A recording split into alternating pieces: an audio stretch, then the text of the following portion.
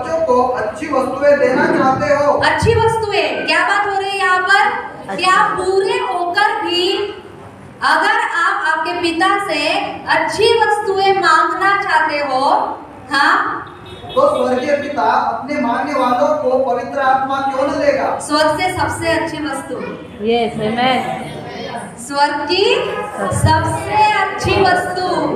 उसने बोला कि अगर तुम बुरे होकर भी अगर आपके पिता से मांग करोगे तो क्या वो तुम्हें सबसे अच्छी वस्तु नहीं देगा?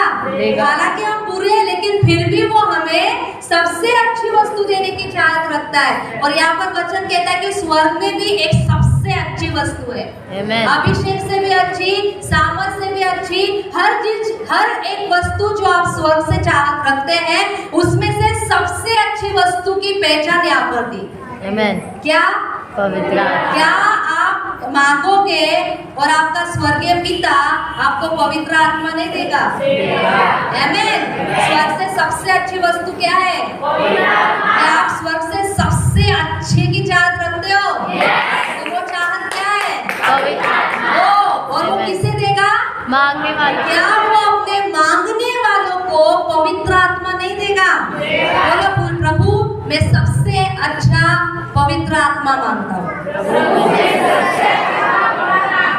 मुझे सबसे उत्तम वस्तु चाहिए, मुझे सबसे उत्तम व्यक्ति चाहिए, और वो है पवित्र आत्मा। आमेन। एक व्यक्ति जिसने सबसे पहले पवित्र आत्मा का बहाव अपने जीवन में सक्रिय होते हुए देखा, कौन है पता है? दाऊद। शमूएल ने जब दाऊद का अभिषेक किया, चलो हम पढ़ते हैं पहला शमूएल अध्याय 16,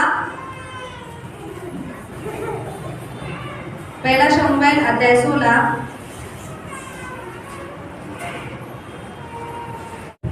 पहला शमूएल अध्याय 16 उसका 13 वचन।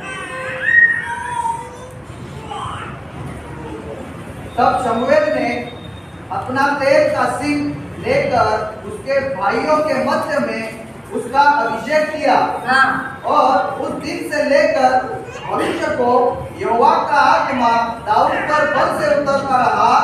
तब शमूएल उठकर रामा को चला गया। आमेन। क्या हुआ? जब सिंह के द्वारा तेल दाऊद पर उंडेला गया तो वचन में लिखा है कि तब से यहोवा का आत्मा दाऊद के संग संग बना रहा। आमेन। बल से उसके ऊपर वो उतरा। आमेन। और उसके बाद का अगर आप दाऊद का जीवन देखेंगे तो दाऊद पूरी रीति से बदल चुका था। दाऊद जो पहले सिंह को भेड़ को मारने वाला था, भेड़ियों को, वो बाद में गोलियत को मारने वाला बन गया। तो सबसे पहली बात, जब हम पवित्र आत्मा से भरते हैं तो हमारे जीवन में क्या आता है? सबसे पहली बात आपको पता चलेगा कि आप पवित्र आत्मा में आ गए, आपके अंदर सक्रिय हो जाएगा उद्धार का आनंद। आमेन। क्या सक्रिय होगा? उद्धार का आनंद। उद्धार का आनंद।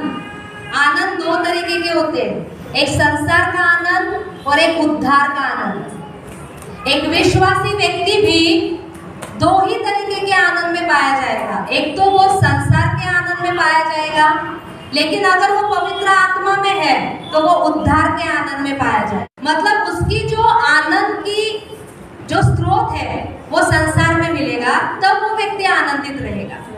अच्छे दोस्तों के कारण, अच्छे रिश्तों के कारण, अच्छे वस्तुओं के कारण, है ना, जो उसको आंखों से अच्छा लगेगा, जो उसको सुनकर अच्छा लगेगा, जो उसके शरीर को आनंद देगा, वो चीज के कारण वो व्यक्ति आनंदित रहेगा। मतलब वो व्यक्ति संसार के आनंद में है। लेकिन यही वस्तुएं अगर उसके जीवन में नहीं आ रही तो नहीं, फिर वो व्यक्ति गुस्से में आ जाएगा, निराशा में आ जाएगा, अफसोस में आ जाएगा, और पूरी रीति से वो व्यक्ति चुपचाप हो जाता है, वो रुक जाता है, वो गुस्से में आ जाता है। अगर एक व्यक्ति को मोबाइल की बहुत ज्यादा चाहत है और वो बहुत ज्यादा प्रयास कर रहा है कि उसको अच्छे से अच्छा मोबाइल मिल जाए, और उसे वो मोबाइल उसके समय में नहीं मिला, तो वो व्यक्ति फिर आनंदित रह पाएगा क्या? नहीं, वो व्यक्ति गुस्से में आ जाएगा, मुझे क्यों नहीं लेकर दिया। फिर वो व्यक्ति झगड़ा करेगा, वो व्यक्ति बदला करेगा, वो व्यक्ति क्रोधित हो जाएगा। क्यों? क्योंकि उसको वो वस्तु नहीं मिली जिस वस्तु को वो अपने हाथों से इस्तेमाल करना चाहता था। यस। ठीक है, तो संसार का आनंद एक व्यक्ति तभी खुश रहता है जब संसार की चीजें उसको मिलती है, लेकिन उद्धार का आनंद ऐसा नहीं है। जो व्यक्ति उद्धार के आनंद में है वो कैसा पता चलेगा? वो व्यक्ति बीमारी में भी है तो उस बीमारी में भी वो खुश, वो कमी घटी में भी खुश, दुख में भी खुश, हर तरीके से वो व्यक्ति हमेशा आनंद में पाया जाता है, आनंद में पाया जाता है। और दाऊद ने भी जब बलपूर्वक पवित्र आत्मा उसके ऊपर आया तो दाऊद सबसे पहली बात किस बात में आ गया? उद्धार के आनंद में आ गया। उद्धार के आनंद में आ गया। तो पहली बात, जब आपके जीवन में पवित्र आत्मा आते हैं तो आप गॉड सेंटर्ड बन जाते हैं, परमेश्वर केंद्रित बन जाते हैं। पवित्र आत्मा जब एक व्यक्ति में आता है तो वो व्यक्ति कैसा बन जाता है? परमेश्वर केंद्रित। कैसा बन जाता है? परमेश्वर केंद्रित। इससे एक बार कहो, परमेश्वर केंद्रित। परमेश्वर केंद्रित बन जाता है। वो अब वो व्यक्ति मनुष्य केंद्रित नहीं रहेगा, ठीक है? जो व्यक्ति पवित्र आत्मा में आएगा वो मनुष्य केंद्रित नहीं रहेगा, वो परिस्थिति केंद्रित नहीं रहेगा, वो समस्या केंद्रित नहीं रहेगा, वो रिश्तों में केंद्रित नहीं रहेगा, वो अपने ज्ञान से केंद्रित नहीं रहेगा, वो अपने समझ से केंद्रित नहीं रहेगा, वो अपने अनुभव केंद्रित नहीं रहेगा। पवित्र आत्मा से भरा हुआ व्यक्ति परमेश्वर केंद्रित रहेगा। आमेन। आमेन। आमेन। क्या केंद्रित रहेगा? परमेश्वर केंद्रित। तो हम दाऊद को देखते हैं, जब दाऊद पर बलपूर्वक पवित्र आत्मा आया, वो इज़राइल में ही था, इज़राइल का ही वंश था, इज़राइलों में का ही एक व्यक्ति था, लेकिन उन्हीं इज़राइलों को जब पता चला कि एक गोलियत, एक खतना रहित, एक भयंकर पलिश्ती इज़राइल के विरोध में आ रहा है, तो जो लोग मनुष्य केंद्रित थे वो लोग डर गए। जो लोग मनुष्य केंद्रित थे वो लोग पीछे हट गए, जो लोग मनुष्य केंद्रित थे वो छिपने लग गए। लेकिन उसी समय में दाऊद जो एकदम छोटे उम्र का था, लगभग 13 साल का था, वो क्या कहने लगा कि ये कौन खतना रहित पलिश्ती है जो इज़राइल के परमेश्वर को ललकारता है। आमेन। और उसने कहा कि मैं जाऊंगा, मैं जाऊंगा। हे गोलियत, तू तो अपने ढाल और अपने तलवार और अपने सांप के साथ आता है, लेकिन मैं तेरे सम्मुख यहोवा के नाम से आता हूं।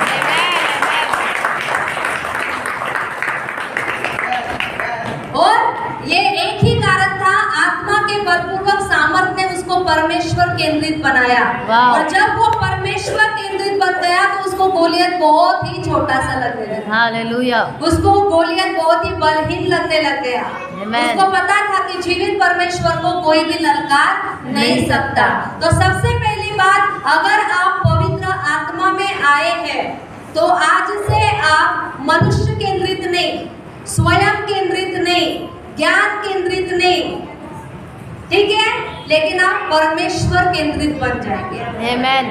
आप हर तरीके को, हर स्थिति को, हर समस्या को आप परमेश्वर के नजर से देखने वाले बन जाएंगे। आमेन।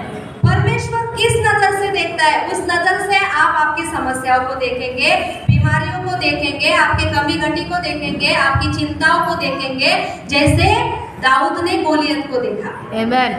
आमेन। आप क्या बन जाएंगे? परमेश्वर केंद्रित। दूसरी बात, जो व्यक्ति पवित्र आत्मा से भरा होता है वो व्यक्ति गॉड कॉन्शियस बन जाता है, मतलब वो परमेश्वर के साथ संवेदनशील बन जाता है। वो खुद के साथ, खुद की भावनाओं के साथ, खुद के विचारों के साथ, उसे क्या अच्छा अनुभव होता है, उसे क्या बुरा अनुभव होता है, इन बातों से आत्मिक व्यक्ति को कुछ भी लेना देना नहीं होता है। वो किस व्यक्ति से संवेदनशील है? वो पवित्र आत्मा से, वो परमेश्वर से संवेदनशील बन जाता है। आमेन। वो उसके साथ कॉन्शियस बन जाता है। फिर वो हर क्षेत्र में परमेश्वर के लिए ही चलेगा, परमेश्वर को स्मरण करके ही सब करेगा। आमेन। जब दाऊद पवित्र आत्मा से बलपूर्वक भर गया तो उसके बाद हम देखते हैं कि वो पूरी रीति से पवित्र आत्मा परमेश्वर के साथ संवेदनशील था।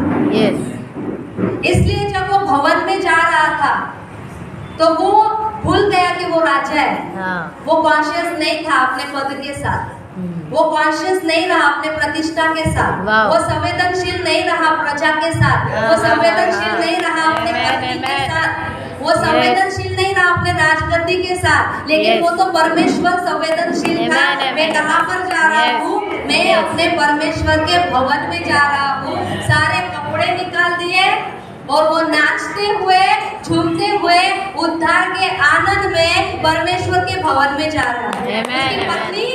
उसकी पत्नी देखो, जो मनुष्य संवेदनशील किसके साथ थी? वो राजा के राजपद के साथ संवेदनशील थी, वो प्रजा के साथ संवेदनशील थी। अरे यार, इसको पता नहीं है ये राजा है, इतनी सारी प्रजा इसको देख रही है।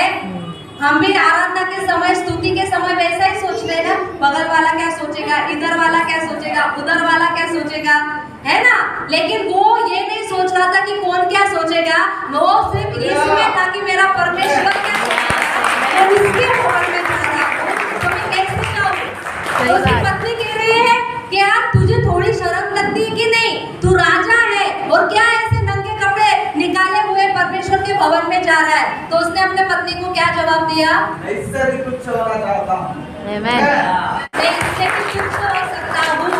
और वो झूमते हुए नाचते हुए परमेश्वर के भवन में गया। Amen. आमीन। ये है आनंद। Amen. कलीसिया को इस आनंद में आना पड़ेगा। पवित्र आत्मा से भरी हुई कलीसिया हमेशा आनंद से भरी हुई कलीसिया होनी चाहिए। Amen. अगर आनंद नहीं है तो कहीं तो भी लीकेज है, Yes. कहीं तो भी लीकेज है। पवित्र आत्मा आनंद, प्रभु यीशु मसीह खुद आनंद से भर जाता था। वचन में लिखा है कि उस पर आत्मा का आनंद छा गया और वो कहने लगा, वो बोलने लगा, आत्मा का आनंद। आत्मा जब आता है तो सबसे पहले आनंद आता है, तो व्यक्ति क्या हो जाता है? परमेश्वर केंद्रित। व्यक्ति क्या हो जाता है? परमेश्वर के साथ संवेदनशील। और तीसरी बात, वो व्यक्ति गॉड कॉन्फिडेंट बन जाता है। Hallelujah. सेल्फ कॉन्फिडेंट नहीं रहता। वो उसका जो आत्मविश्वास, उसका आत्मविश्वास स्वयं परमेश्वर फिर। Amen. उसका आत्मविश्वास क्या है? स्वयं परमेश्वर। तो अगर पवित्र आत्मा से आप भरे हुए ना, तो आप परमेश्वर पर आपका आत्मविश्वास का जो स्थान है वो स्वयं परमेश्वर बन जाएगा। Yes. आमीन। चौथी बात, अगर आप पवित्र आत्मा से भरे हुए हैं तो आप प्रार्थना से भरे हुए व्यक्ति बनेंगे। Yes. आमीन। Amen. क्यों हमें पवित्र आत्मा में आत्मिक व्यक्ति बनने की आवश्यकता है पता है? क्योंकि हम दो तरीके का जीवन जीते हैं, एक शारीरिक जीवन और दूसरा आत्मिक जीवन। कैसा जीवन हम जीते हैं? शारीरिक जीवन और आत्मिक जीवन। और क्यों पौलुस बार बार कहता कि आत्मा में आ जाओ, आत्मा की अगुवाई से चलो, अंदरूनी मनुष्यत्व में बलवान बनो, आत्मिक उन्माद में चलो। ये बातें वो क्यों कहता था? क्योंकि हमें आत्मिक बनना बहुत ज्यादा जरूरी है। अगर आप शरीर की अगुवाई से चलोगे तो शरीर टेम्पररी है कि परमानेंट? शरीर कैसा है? शरीर कैसा है? कुछ समय टेम्पररी। तो शरीर आपका ध्यान कौन सी बातों पर लगाएगा? शरीर की नहीं, टेम्पररी बातों पर लगाएगा। शरीर कैसा है? टेम्पररी। टेम्पररी है। तो शारीरिक व्यक्ति हमेशा टेम्पररी चीजों पर ध्यान लगाता है।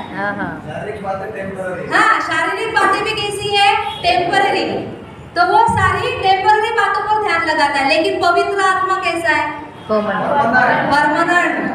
पवित्र आत्मा कैसा है? तो पवित्र आत्मा आपका ध्यान कौन सी बातों पर लगाएगा? परमानेंट वाली। परमानेंट बातों पर ध्यान लगाएगा। आमीन।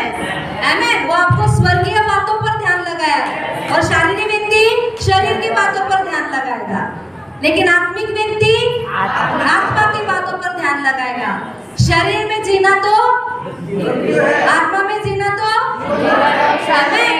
इसलिए हमें आत्मिक बनने की आवश्यकता है। आमीन।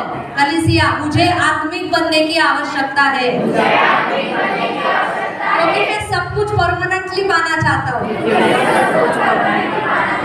आमीन। तो आत्मिक व्यक्ति जो होता है वो प्रार्थना का योद्धा होता है।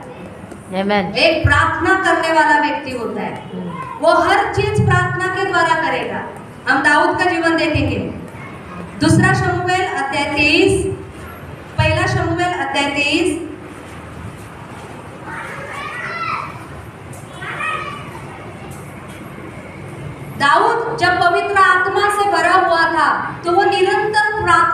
वाला व्यक्ति था। वो हर चीज के लिए परमेश्वर से पूछा करता था, हर बात के लिए परमेश्वर से पूछा करता था, कोई भी चीज वो परमेश्वर के पूछे बगैर नहीं करता था। यहाँ पे क्या लिखा है, तब दाऊद को यह समाचार मिला कि फलिश्ती लोग किला नगर से युद्ध कर रहे हैं और खलिहानों को लूट रहे हैं। तब दाऊद ने यहोवा से पूछा, दाऊद ने क्या किया, यहोवा से पूछा। अपनी सेना की ओर देखा क्या उसने कि नहीं, फलिश्ती सामने से अभी युद्ध करने के लिए आ रहे, तो मैं समय क्यों गवाऊं। तुरंत उसने योद्धाओं को आज्ञा दी, क्या चलो अपनी ढाल लो, अपने घोड़े लो, अपने रथ लो और हम निकलते हैं फलिश्तियों के विरोध में युद्ध करने के लिए। वो सीधा चल पड़ा क्या, नहीं, लेकिन लिखा है दाऊद ने यहोवा से पूछा, क्या मैं जाकर फलिश्तियों को मारूं। यहोवा ने दाऊद से कहा, जा और फलिश्तियों को मार के किला को बचा। परंतु दाऊद ने जनों से उससे कहा, हम तो इस यहूदा देश में भी डरते रहते हैं, यदि हम किला जाकर फलिश्तियों की सेना का सामना करें तो क्या बहुत अधिक डर में ना पड़ेंगे। देखो परमेश्वर उसे कह रहा है कि जा, लेकिन उसी के लोग उसको बता रहे हैं कि हमारे देश में हमारी ऐसी उन्होंने स्थिति कर दी है, तो उनके देश में जाएंगे तो वो हमारा क्या हाल करेंगे। लेकिन फिर भी उसने प्रजा का नहीं, यहोवा का ही सुनना बेहतर समझा। और वचन में लिखा है कि वापस से दाऊद यहोवा के पास गया। तब दाऊद ने फिर से यहोवा से पूछा, क्या किया, देखो जब तक आप कंफ्यूजन में है तब तक पूछते रहो, व्यक्तियों से नहीं, परमेश्वर से। एक आत्मिक व्यक्ति एक व्यक्ति की सलाह नहीं लेता है, वो हमेशा परमेश्वर की सलाह के अनुसार चलेगा। उसने फिर से पूछा और यहोवा ने उसे फिर से उत्तर दिया, कमर बांधकर किला को जा, क्योंकि मैं फलिश्तियों को तेरे हाथ में कर दूंगा। प्रार्थना का व्यक्ति, वो कैसा व्यक्ति बन गया, प्रार्थना का व्यक्ति बन गया। आत्मिक व्यक्ति हमेशा एक प्रार्थना का व्यक्ति होगा। इसलिए पौलुस ने उस प्रार्थना में निरंतर बने रहने की कुंजी दी। प्रभु यीशु मसीह ने नए सुसमाचार में कभी भी 2 घंटे, 6 घंटे, 8 घंटे, 10 घंटे प्रार्थना करने के लिए नहीं बोला। निरंतर कुछ भी घंटे नहीं दिए गए हैं, लेकिन क्या दिया गया है, निरंतर प्रार्थना करते रहो। प्रार्थना में लगे रहो, तुम्हारे दिए जलते रहे, तुम्हारी कमर बसी रहे। आमीन। तो एक आत्मिक व्यक्ति निरंतर प्रार्थना का व्यक्ति होना चाहिए। और उसके लिए फिर कुंजी क्या है, पवित्र आत्मा का वरदान। जब पेंटेकोस्ट के दिन प्रेरितों पर पवित्र आत्मा आया तो उन्हें सबसे पहला वरदान कौन सा मिला, वो अन्य भाषाओं में बोलने लगे, प्रार्थना करने लगे। वहां पर दूसरे और वरदान भी दे सकता था परमेश्वर, लेकिन यही वरदान क्यों दिया गया, अन्य भाषाओं में प्रार्थना करने का वरदान ही उन्हें क्यों दिया गया, वही सबसे पहले पवित्र आत्मा के द्वारा प्रेरितों के ऊपर क्यों उंडेला गया, क्योंकि ये आत्मिक उन्नति का साधन है। जो कोई अन्य भाषा में प्रार्थना करता है वो अपने आत्मा की उन्नति करता है। जो पवित्र आत्मा से भरा हुआ व्यक्ति प्रार्थना का व्यक्ति होता है, और दूसरा वो सामर्थी व्यक्ति होता है। सामर्थ से भरा हुआ, अभिषेक से भरा हुआ, उपस्थिति से भरा हुआ, महिमा से भरा हुआ। आमीन। वचन में क्या लिखा है, प्रभु यीशु मसीह की गवाही प्रेरितों की कामों में क्या दी गई कि वो परमेश्वर की ओर से आत्मा और सामर्थ से भरकर उसने भलाई के कार्य किए। आमीन।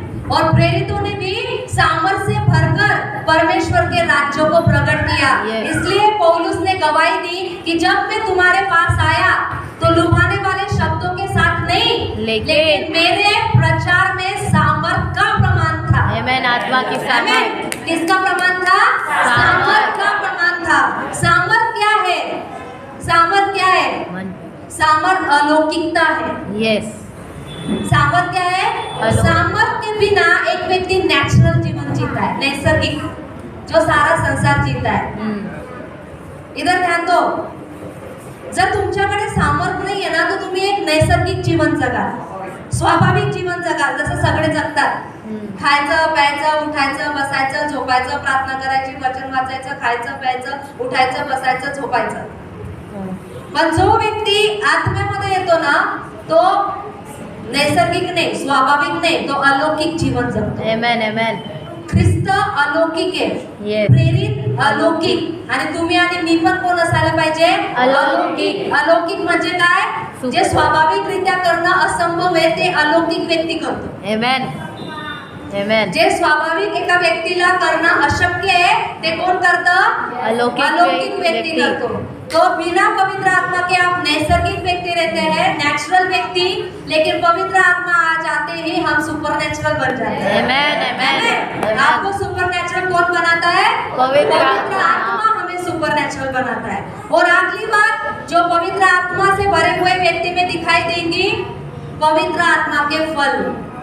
पवित्र आत्मा का व्यक्ति पवित्र आत्मा के फल से भरा हुआ, पवित्र आत्मा के स्वभाव से भरा हुआ व्यक्ति रहता है. Amen. तो कौन से फल है? वो व्यक्ति प्रेम में रहेगा. Yes. वो स्वार्थी प्रेम नहीं करेगा. वो अपने शत्रुओं के लिए भी प्रार्थना करने वाला व्यक्ति. Yes. हमें गाली देंगे, हाँ तुम हमें सताते हो, हम सहते हैं, हाँ. है ना. तुम लूटते हो, हम लूटने तुम हमें लूटते हो और हम अपने आप को लूटने देते हैं. हम कंगाल बन जाते हैं इसलिए कि तुम धनवान बन जाओ. Yes. हम भूखे मारे फिरते हैं लेकिन फिर भी तृप्त है. आमेन. आत्मा से भरा हुआ व्यक्ति प्रेम में चलने वाला व्यक्ति होता है. वो अपने शत्रुओं से भी वैसे ही प्रेम करेगा जैसे अपने पड़ोसी से, अपने पत्नी से, अपने बच्चों से प्रेम करता है. वो गाली देकर गाली नहीं बकता था, यीशु की गवाही है. Yes. वो गाली दे सुनकर गाली नहीं बकता था और वो गलियों में होकर कभी भी शोर नहीं मचाता था. आमीन. वो प्रेम से भरा हुआ व्यक्ति था. तो अगर आप पवित्र आत्मा में है तो आपके अंदर सबसे पहला फल आएगा प्रेम. Amen. आप प्रेम में पाए जाओगे, आपके अंदर प्रेम बहेगा. आप किसी को भी, बच्चों को भी वैसा ही प्रेम, पत्नी को भी प्रेम, पति को भी प्रेम, माँ बाप को भी प्रेम, पड़ोसियों को भी प्रेम, भिखारी से भी प्रेम, राजा से भी प्रेम, हर एक से आपके अंदर प्रेम आएगा. दूसरी बात आनंद. Amen. जो अभी हम बहुत सीख रहे हैं आनंद के बारे में, है ना. शांति. कभी भी आपके अंदर से सांप बाहर नहीं आएगा, आपकी शांति बनी रहेगी. आपकी शांति.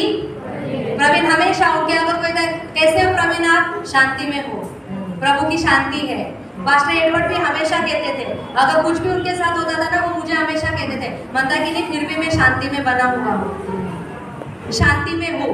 तो पवित्र आत्मा से भरा हुआ व्यक्ति हमेशा शांति में रहता है.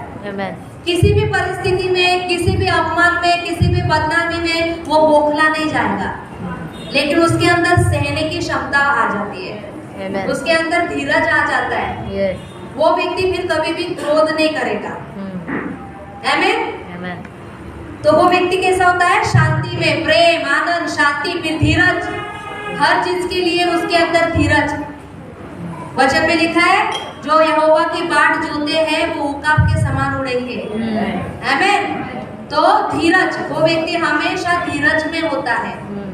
वो व्यक्ति कभी भी जल्दबाजी नहीं करेगा. कुछ भी चुनाव करने के लिए किसी भी चीज में जल्दबाजी नहीं, वो धीरज धरे रहेगा. वो प्रार्थना में लवलीन रहेगा, वो बाट जोता रहेगा. धीरज. बाद में कृपा. हर एक के लिए उसके अंदर कृपा का स्वभाव, करुणामय वो व्यक्ति रहता है. हर एक के ऊपर वो खुद ग्रेस में चलता है और वो दूसरों को भी ग्रेस में रखता है, अनुग्रह देता है वो व्यक्ति. पवित्र आत्मा से भरा हुआ व्यक्ति अनुग्रह से घेरा हुआ व्यक्ति रहता है. Yes. Amen. समझा क्या? पवित्र आत्मा से भरा हुआ व्यक्ति अनुग्रह से घेरा हुआ व्यक्ति रहता है. Yes. Amen. तो वो अनुग्रह में चलेगा, उसके लिए अनुग्रह और वो भी दूसरों के लिए अनुग्रह. Amen. आमीन. अनुग्रह से प्रेम, आनंद, शांति, धीरज, कृपा, भलाई. हमेशा भलाई.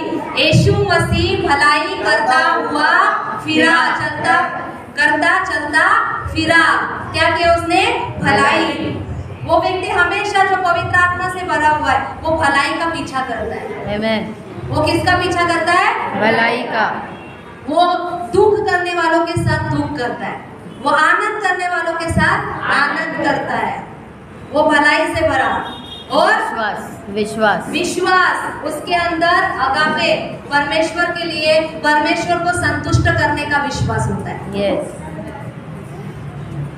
कौन सा विश्वास होता है? परमेश्वर को खुश करने वाला विश्वास, Amen. कि वो है। कि वो है। विश्वास करने वालों ने विश्वास ये करना मानना चाहिए कि परमेश्वर है। Amen. आमेन। वो हमेशा हर स्थिति में अपने आप को याद दिलाता है कि नहीं, प्रभु है। Amen. कुछ भी हो जाए, ठीक है, प्रभु है, Amen. प्रभु है, प्रभु करेगा, प्रभु देख रहा है, प्रभु नियंत्रण में है, उसका सिंहासन नियंत्रण में है। Yes. वो मैं उसके निगरानी में हूँ, मेरा एक स्वर्गीय पिता है, Yes. मैं उसके प्रेम के अधीन हूँ, मैं उसके आपूर्ति के अधीन हूँ। Yes. आमेन। वो Amen. हमेशा विश्वास में रहेगा नम्रता। और नम्र व्यक्ति रहेगा। हम्म। आत्मा से भरा हुआ व्यक्ति कैसा व्यक्ति होता है? नम्र। तो अपने पड़ोसी से, आत्मा से भरा हुआ व्यक्ति सुनो, वो नम्र व्यक्ति होता है। सुनो। क्या हम नम्र है? नम्र वो व्यक्ति नहीं है जो चुप चुप रहता है। हाँ। नम्र व्यक्ति वो नहीं है, वो ज्यादा बातचीत नहीं करता है। नम्र व्यक्ति वो नहीं है जो सब में झूलता मिलता नहीं है, अपना अपना रहता है। वो नम्र व्यक्ति नहीं, वो उल्टा घमंडी व्यक्ति है। वो कैसा व्यक्ति है? घमंडी। नम्र व्यक्ति कौन है पता है? जो अपने घुटनों को टिकाना जानता है। Yes. वो जानता है कि उसको प्रभु की कितनी आवश्यकता है, Right. प्रार्थना की कितनी जरूरत है, Yes, Lord. सहभागिता की कितनी जरूरत है। नम्र व्यक्ति हमेशा सहभागिता को प्राथमिकता देता है। Yes. उसको पता है मैं अकेला चल नहीं सकता, मैं अकेला कुछ प्राप्त नहीं कर सकता, मुझे जरूरत है। Yes. नम्र व्यक्ति हमेशा सहभागिता को महत्व देता है। नम्र व्यक्ति हमेशा प्रार्थना को महत्व देता है। नम्र व्यक्ति परमेश्वर के बिगड़ रहना पसंद नहीं करता, हम्म। परमेश्वर के सिवा रहना पसंद नहीं करता। तो वो व्यक्ति कैसा है? नम्र। और आखिरी फल उसके होता है इंद्रिय दमन, आत्म संयम उस व्यक्ति का होता है। वो अपने आंखों को बिल्कुल नियंत्रण में रखेगा, वो अपने मुंह को बिल्कुल नियंत्रण में रख सकता है, वो अपने कानों को बिल्कुल नियंत्रण में रख सकता है, अपने भावनाओं को नियंत्रण में रख सकता है, अपनी इच्छाओं को नियंत्रण में रख सकता है, वो अपने विचारों को नियंत्रण में रख सकता है, वो अपने बच्चों को नियंत्रण में रख सकता है, वो हर चीज को नियंत्रण में रख सकता है। क्या तुम नहीं जानते कि जितने जो आत्मा से चलता है वो शरीर की बातों को पूरा कर ही नहीं सकता, वो शरीर की अभिलाषाओं को पूरा कर ही नहीं सकता। वो व्यक्ति आत्म संयमी होता है, वो ना कहना जानता है, वो उलझाने वाले चीजों को दूर करना जानता है, वो अंधेरे में से उजियारे में आना जानता है। आमीन। वो व्यक्ति कैसा होता है? आत्म संयमी व्यक्ति होता है। आमीन। और यही सारी चीजें दाऊद के जीवन में थी जब तक वो पवित्र आत्मा को लेकर चला, जब तक वो परमेश्वर के साथ संवेदनशील रहा। लेकिन फिर एक बात आई उसके जीवन में जहाँ पर उसने थोड़ा आलस कर लिया। क्या आत्मा से भरा हुआ व्यक्ति चूक सकता है? अगर उसने आत्मा को कम लेखा कुछ क्षेत्र में तो शायद चूक जाएगा। और वही गलती दाऊद के साथ हुई। और दाऊद व्यभिचार के पाप में गिरा, व्यभिचार के पाप में गिरा। और जब पाप आता है तो सबसे पहले बीमारी आती है। सुनो, जब पाप आता है तो सबसे पहले क्या आती है? बीमारी आती है, रोग आता है। और उसी रोग से दाऊद पीड़ित हो गया। हड्डियों की बीमारी उसके अंदर आ गई, हड्डियों का रोग उसके पास आ गया। तो फिर उस दाऊद को जो आत्मा से भरा हुआ था, जो गॉड कॉन्शियस था, गॉड कॉन्फिडेंट था, पूरी रीति से वो परमेश्वर गॉड सेंटर्ड था, वो व्यक्ति जब गिर गया, जब वो व्यक्ति निराश हो गया, जब वो व्यक्ति पाप में आ गया, वो पूरी रीति से बीमार था, तो क्या परमेश्वर ने उसमें से अपने पवित्र आत्मा को निकाल लिया गया? नहीं, पवित्र आत्मा वही था, लेकिन पवित्र आत्मा का आनंद चला गया था। पवित्र आत्मा वही था, लेकिन उसकी शांति चली गई थी। पवित्र आत्मा वही था, लेकिन दाऊद के अंदर से सुरक्षितता निकल गई थी। हम पढ़ेंगे भजन संहिता अध्याय 32 उसका 3 और 4 वचन। यहाँ पर दाऊद अपनी स्थिति के बारे में बात करता है। ये स्थिति हमारे जीवन में भी बहुत बार आती है। हम एक आत्मिक व्यक्ति का पूरा जायजा निकाल रहे हैं कि वो कैसा होता है, कब वो गिर सकता है, वो कैसे उठ सकता है, वो क्या कर सकता है। पढ़े। जब मैं चुप रहा, तब दिन भर कराहते कराहते मेरी हड्डियां पिघल गई। देखो, वो बीमारी में पड़ गया, पढ़े। क्योंकि रात दिन मैं तेरे हाथ के नीचे दबा रहा और मेरी तरावट धूप काल की सी झुर्राहट बनती गई। आमेन। आमेन। ये वहां पर अपने दुर्बलता की बात कर रहा है दाऊद। ऐसा दाऊद जो चरवाही करता था, हमेशा अपने भेड़ों के बीच में रहता था। ऐसा दाऊद जो कभी भी डरता नहीं था, कभी भी घबराता नहीं था। वो कह रहा है कि मैं तेरे पलकों में रहना मैं पसंद करता हूँ, तू मुझे ढाके रहे। क्योंकि अब उसको डर लग रहा है कि वो मर सकता है, उसको डर लग रहा है कि वो हार सकता है, उसको डर लग रहा है कि शत्रु उस पर प्रबल हो सकता है। और फिर ऐसी स्थिति में क्या हुआ, परमेश्वर ने नातान को भेजा।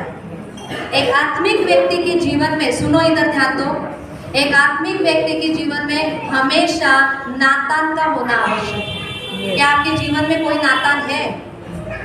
परमेश्वर ने नातान को भेजा। परमेश्वर ने किसे भेजा? नातान को भेजा, क्योंकि परमेश्वर उसी आत्मा के उन्माद में दाऊद को वापस लेकर आना चाह रहा था। परमेश्वर का दर्द उसका पाप नहीं था, परमेश्वर का दुख दाऊद का पाप नहीं था, परमेश्वर का दुख दाऊद का व्यभिचार नहीं था, परमेश्वर का दुख दाऊद ने जो आत्मा का आनंद खो दिया था वो दुख परमेश्वर को था। आत्मा की उपस्थिति थी, आत्मा की सहभागिता जिसमें दाऊद चलता फिरता था, वो दाऊद अनुभव नहीं कर पा रहा था, वो वापस परमेश्वर दाऊद को देना चाह रहा था। आमीन। और यही बात के लिए दाऊद रो भी रहा था।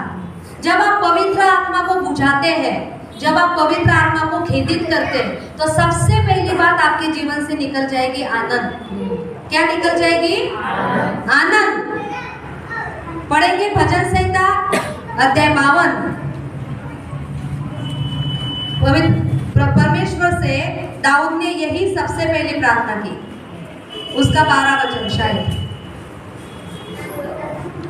अपने किए भजन संहिता 52 12 उसका 51 का 12। हाँ 51। अपने किए हुए उद्धार का हर्ष मुझे फिर से दे। क्या प्रार्थना की दाऊद ने? अपने किए हुए उद्धार का हर्ष हर्ष फिर से मतलब दे। आनंद। तेरे किए हुए उद्धार का आनंद मुझे फिर से दे। और आगे, और उदार आत्मा देकर मुझे संभाल। और तेरी उदार आत्मा को देकर तो मुझे संभाल। पवित्र आत्मा ही हमें संभालता है। उसे वो पता था कि उसने क्या खो दिया। उसने स्वर्ग से मिली हुई, सबसे पिता से मिली हुई सबसे अच्छी चीज को उसने खो दिया, और यहाँ पर उसी चीज को वो वापस मांग रहा है। और जब नातान ने उसे कहा कि तू ही है वो व्यक्ति जिसने उस अच्छे व्यक्ति के भेड़ को मार डाला, तो दाऊद में समझ में आ गया कि मैंने पाप किया। आत्मा से भरा हुआ व्यक्ति पाप छिपाता नहीं, पाप कबूल करता है।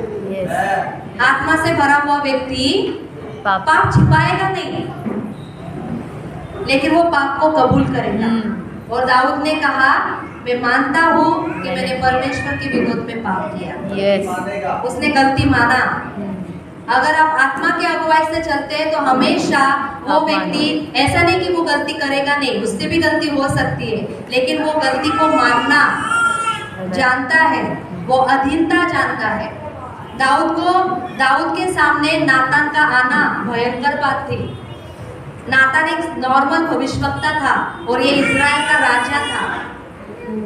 समझ रहे हैं आपको? लेकिन नातान जानता था कि मैं परमेश्वर का भविष्यवक्ता हूँ, मैं परमेश्वर का मुख हूँ। उसके अंदर वो अधिकार था। और दाऊद जानता था भविष्यवक्ताओं का आदर, भविष्यवक्ताओं का परमेश्वर के साथ का संबंध वो जानता था।